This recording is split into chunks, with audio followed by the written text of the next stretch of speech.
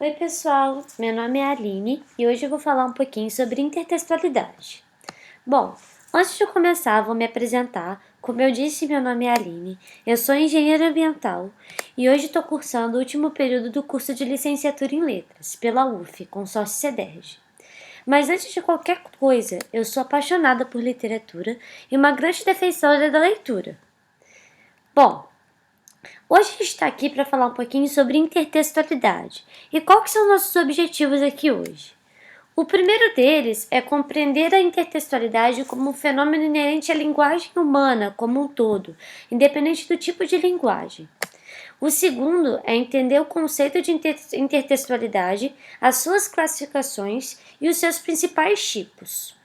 E por último, identificar e aplicar a intertextualidade no seu dia a dia, com modelos práticos e lúdicos. Quando eu falo de intertextualidade no seu dia a dia, talvez vocês possam estar pensando, mas o que é intertextualidade? Eu nunca ouvi falar nisso. Mas com certeza você já ouviu falar de intertextualidade.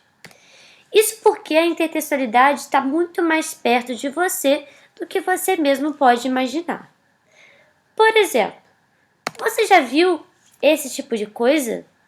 Isso daí nada mais é do que um meme da internet, certo? Então vamos analisar um pouquinho esse meme. A gente tem uma imagem que foi tirada de um quadro chamado Amor Desarmado, de Bouguereau, e por cima dessa imagem foi colocada a fisionomia de um ET. Porque é claro que o Bouguereau não desenhou um quadro com um ET. De fato, na verdade, esse daí era o Cupido. Por isso que se chama Amor Desarmado, o nome do quadro. E por cima dessa imagem foi colocada a seguinte frase: tem alguém falando de Dom Casmurro. Me larga que eu preciso perguntar se Capitu traiu mesmo ou não. E aí, a gente está falando de Dom Casmurro, aquele quadro famoso de Machado de Assis.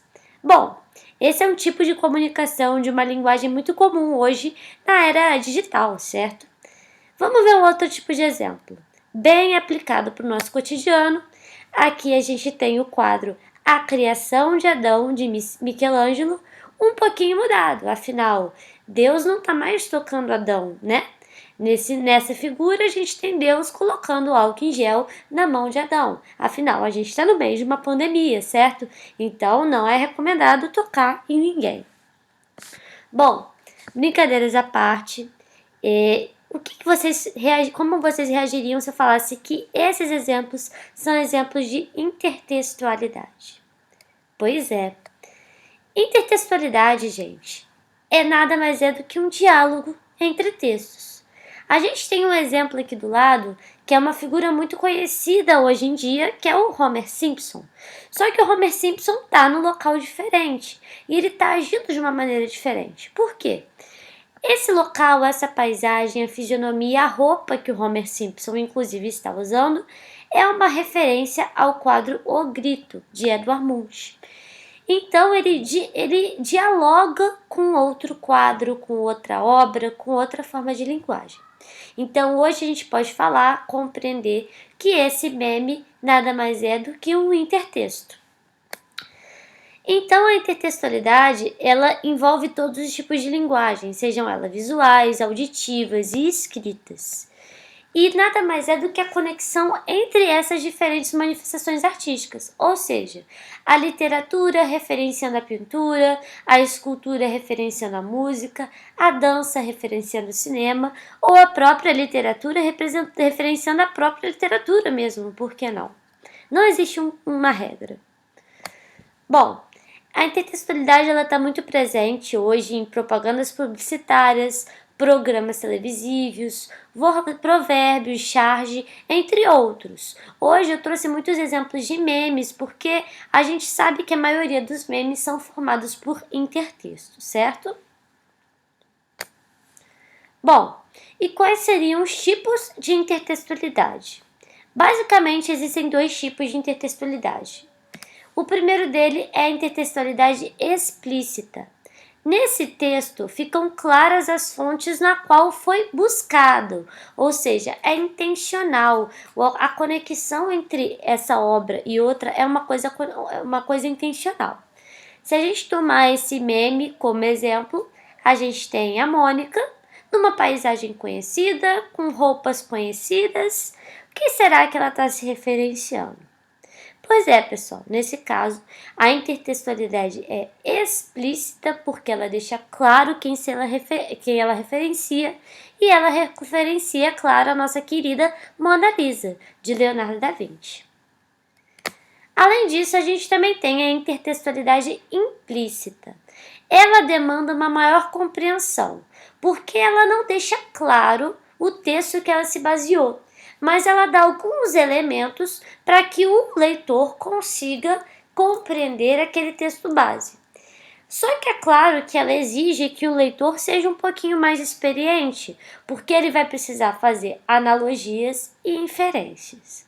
E aqui eu quero parar a aula um pouquinho para a gente conversar sobre essa questão de intertextualidade. É muito importante, pessoal, deixar claro que as analogias, as inferências, a capacidade de você compreender a intertextualidade, ela fica muito mais nítida, muito mais fácil com o passar do tempo. Isso porque você tem que ter contato com vários textos-fontes para você fazer essa capacidade de reflexão. Então, quanto mais a gente lê, mais a gente assiste filmes, ouve músicas, vê obras de arte, quanto a gente mais se envolve com manifestações artísticas ou qualquer tipo de manifestação, mais a gente vai criando aquela bagagem. Porque se eu nunca tivesse visto o quadro da Mona Lisa, por exemplo, como que eu conseguiria entender que esse meme da Mônica está referenciando a nossa querida Mona Lisa? Eu não seria capaz de entender. Então, por isso que é importante a gente manter sempre a nossa conexão com o mundo do nosso redor, com todos os tipos de manifestações. Bom, agora a gente falar um pouquinho sobre as tipologias e classificações de intertextualidade. A primeira delas é a paráfrase. O que é a paráfrase?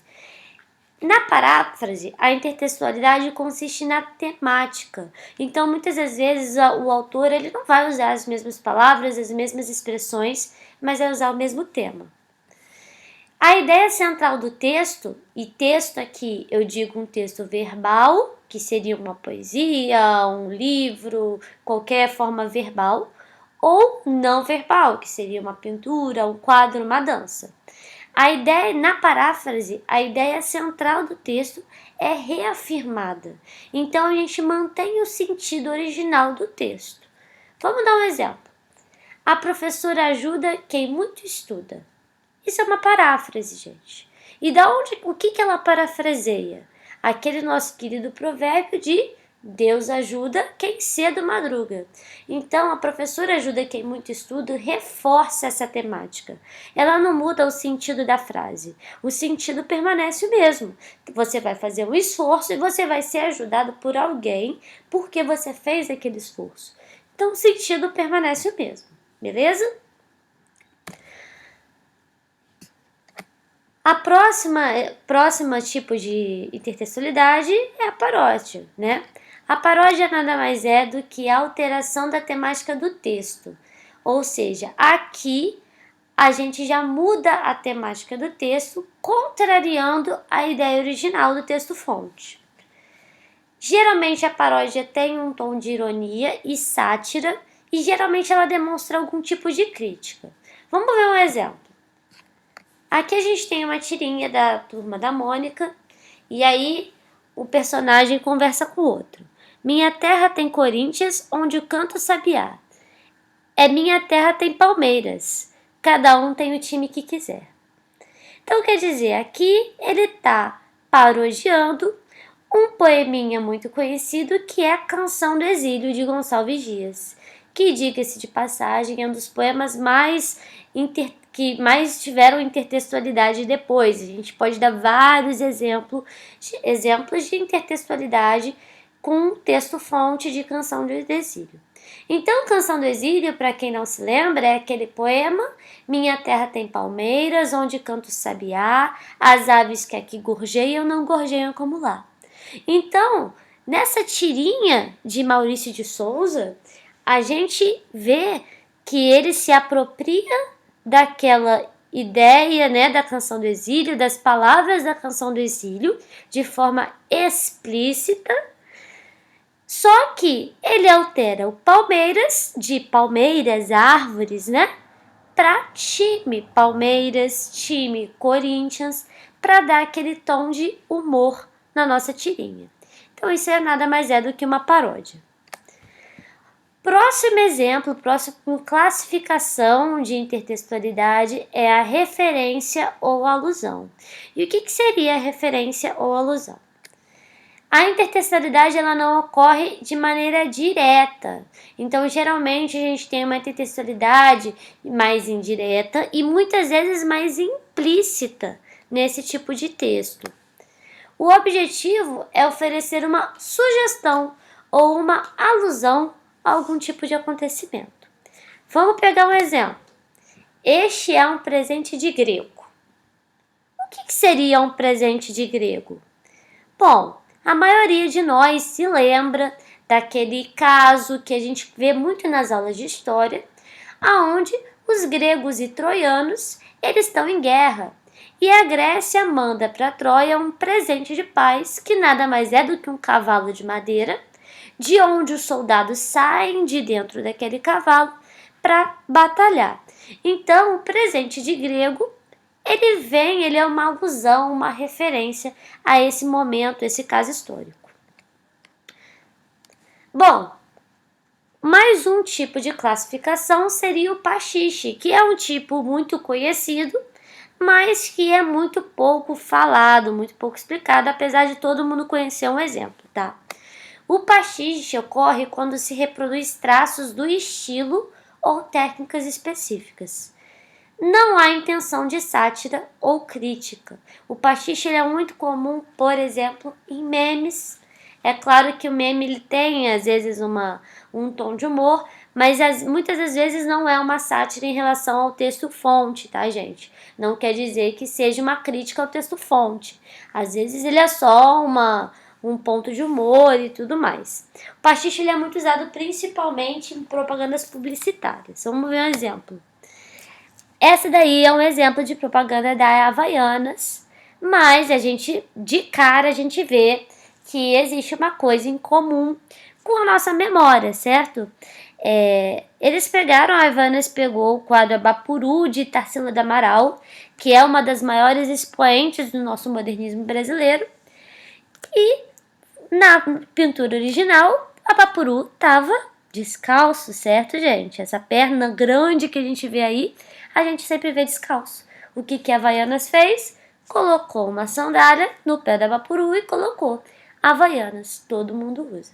Então isso, gente, é um exemplo de pastiche. Você vê que os traços reproduzidos são idênticos ou às vezes muito similares à forma original e se aproveita daquele texto fonte para criar um intertexto. Muitas das vezes é um intertexto bem usado para memes e muito usados em propaganda publicitária. Bom, vamos fazer agora uns exercícios para a gente conseguir fazer uma validação da nossa fixação do conteúdo. Primeiro deles, como você classificaria a intertextualidade do texto a seguir? A mais bonita de todas era, sem dúvida, Helena, a minha filha, e não a outra. Quando ele fala de a mais bonita de todas, talvez esse texto ele não seja conhecido por todos, mas ele está fazendo uma alusão a Helena de Troia, a mulher mais bonita do mundo, como assim era dito, né? Então, quando ele fala que era a minha filha e não a outra, ele está fazendo uma alusão a Helena. Que tipo de intertextualidade a gente tem aqui? Acaba que aqui hoje a Teia dá uma dica, e é realmente uma referência, uma alusão. É uma intertextualidade implícita. Se você estiver lendo esse texto e você não conhecer Helena de Troia como a mulher mais bonita do mundo, provavelmente você deixaria passar.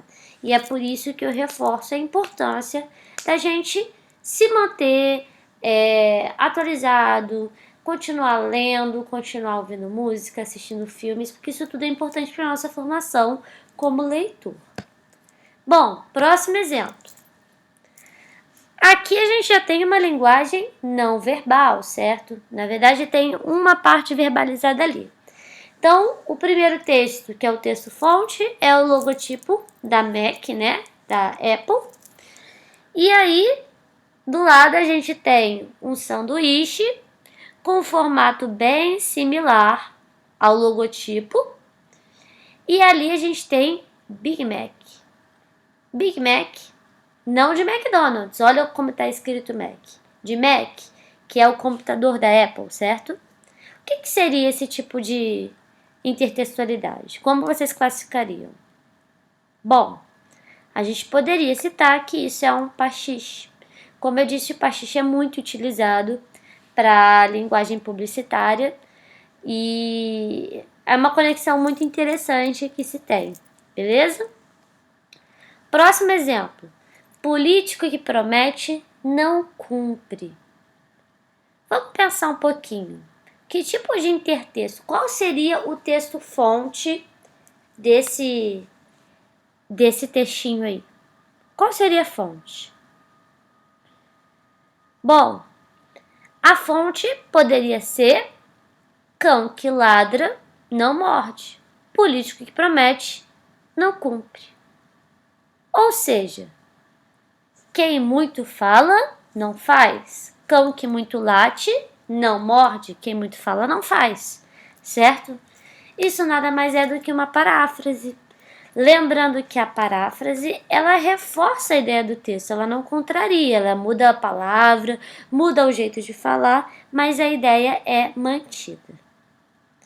Próximo exemplo. Aqui a gente tem outra propaganda publicitária, então a gente tem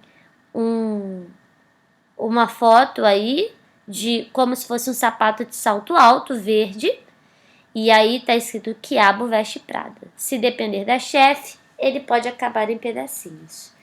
Não sei se vocês já assistiram um filme chamado Diabo Veste Prada, mas essa propaganda ela se refere à chamada do filme. Então, toda a chamada do filme, toda a imagem visual do filme, toda a identificação visual do filme, ela é nesse estilo, o sapato vermelho, o Diabo Veste Prada.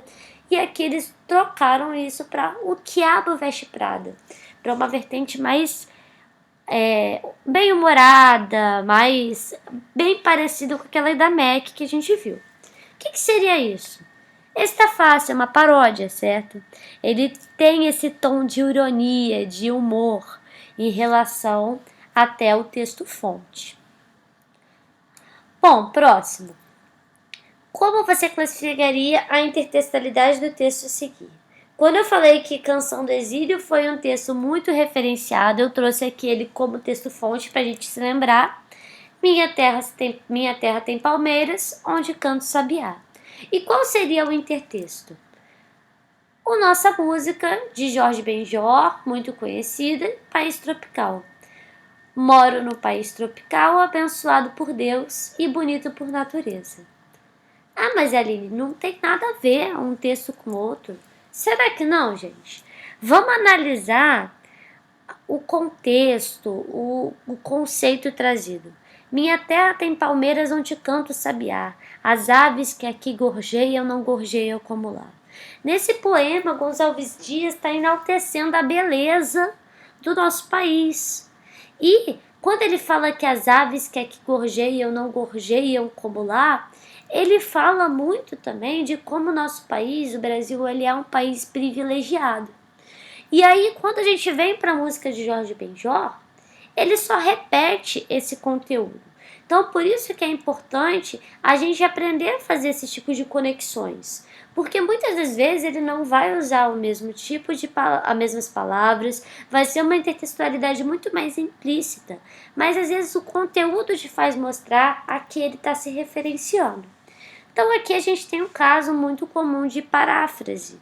E aí vocês podem ver com esse exemplo que a intertextualidade ela pode ser muito mais implícita e isso exige de nós muito mais conhecimento íntimo de vários tipos de manifestação artística para a gente conseguir fazer esse tipo de conexão.